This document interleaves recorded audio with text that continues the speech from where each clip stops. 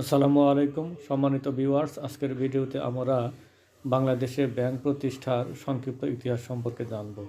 ভিডিওটি শেষ পর্যন্ত দেখার অনুরোধ রইল। বাংলাদেশে ব্যাংক প্রতিষ্ঠার সংক্ষিপ্ত ইতিহাস। 1947 সালের আগস্ট মাসে ব্রিটিশ শাসনের অবসান ঘটে এবং ভারত ও পাকিস্তান নামে দুটো দেশের জন্ম হয়। পাকিস্তান বিভক্তির পর তৎকালীন পূর্ব পাকিস্তানে ব্যাংক ব্যবসায় সংকটের সম্মুখীন হয়, কারণ হিন্দু ব্যাংকারগণ পাকিস্তান থেকে দেশ ত্যাগ করে ভারতে চলে যায়। 1948 সালের 1 জুলাই পাকিস্তানের কেন্দ্রীয় ব্যাংক হিসাবে the state bank of Pakistan প্রতিষ্ঠিত হয়, যার প্রধান কার্যালয় ছিল পশ্চিম পাকিস্তানের করাচিতে। 1949 সালে এই কেন্দ্রীয় ব্যাংকের প্রথম তালিকাভুক্ত ব্যাংক হিসাবে the national bank of Pakistan প্রতিষ্ঠিত হয়। সময়ের সাথে সাথে তালিকাভুক্ত ব্যাংকের সংখ্যা বাড়তে থাকে এবং 1971 সালে স্বাধীন বাংলাদেশের জন্মের আগ পর্যন্ত এই সংখ্যা ছিল 36। এর মধ্যে দুটি ব্যাংকের প্রধান কার্যালয় ছিল তৎকালীন পূর্ব পাকিস্তানে, আর বাকি 34টির প্রধান কার্যালয় ছিল পশ্চিম পাকিস্তানে। সে সময় দেশীয় মালিকানাধীন দুটো ব্যাংকের নাম ছিল ইস্টার্ন মার্কেন্টাইল ব্যাংক লিমিটেড ও দি ইস্টার্ন ব্যাংকিং কর্পোরেশন লিমিটেড।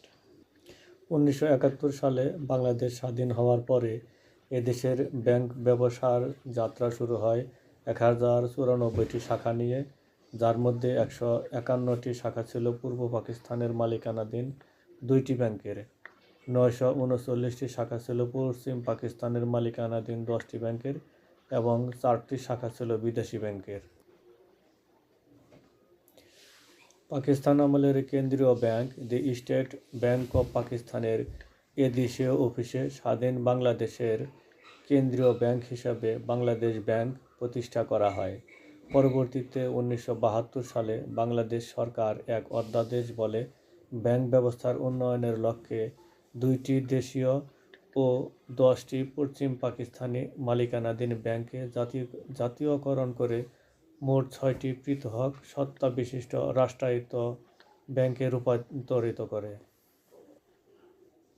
নিচে ছকের মাধ্যমে এই ব্যাংকগুলোর তালিকা দেওয়া হলো। পুরনো নাম: ন্যাশনাল ব্যাংক অফ পাকিস্তান, 2 নম্বরে প্রিমিয়াম ব্যাংক লিমিটেড, 3 নম্বরে ব্যাংক অফ বাওয়ালপুর লিমিটেড। জাতীয়করণের পর নতুন নাম সোনালী ব্যাংক, সরকারি মালিকানা 100%। Habib bank limited, commerce bank limited. জাতীয়করণের পর নতুন নাম অগ্রণী ব্যাংক, সরকারি মালিকানা 100%। পুরনো নাম united bank limited, union bank limited. জাতীয়করণের পর নতুন নাম জনতা ব্যাংক, সরকারি মালিকানা 100%। পুরনো নাম Muslim commercial bank limited, standard bank limited, Australasia bank limited.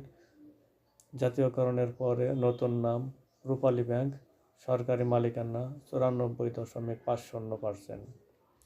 পুরনো নাম দি ইস্টার্ন মার্কেন্টাইল ব্যাংক লিমিটেড। জাতীয়করণের পর নতুন নাম পূবালী ব্যাংক। পুরনো নাম দি ইস্টার্ন ব্যাংকিং কর্পোরেশন লিমিটেড। জাতীয়করণের পর নতুন নাম উত্তরা ব্যাংক। অর্থাৎ 2টি দেশি এবং 10টি পাকিস্তানি, মোট 12টি ব্যাংকের সমন্বয়ে জাতীয়করণের পরে 1972 সালে বাংলাদেশের ব্যাংকের সংখ্যা দাঁড়ায় 6টি। ভিডিওটি ভালো লাগলে এবং নতুন নতুন ভিডিও দেখতে চাইলে লাইক, শেয়ার এবং আমার চ্যানেলটি সাবস্ক্রাইব করার অনুরোধ রইল। ধন্যবাদ সবাইকে। আল্লাহ হাফেজ।